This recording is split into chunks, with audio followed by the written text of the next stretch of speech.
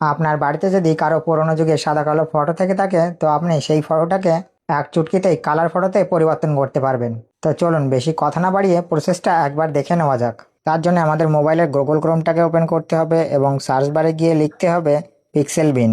এটা লিখে সার্চ অপশানে ক্লিক করতে হবে এবং আমাদের প্রথম যে ওয়েবসাইটটা আসবে এটার মধ্যে প্রবেশ করতে হবে।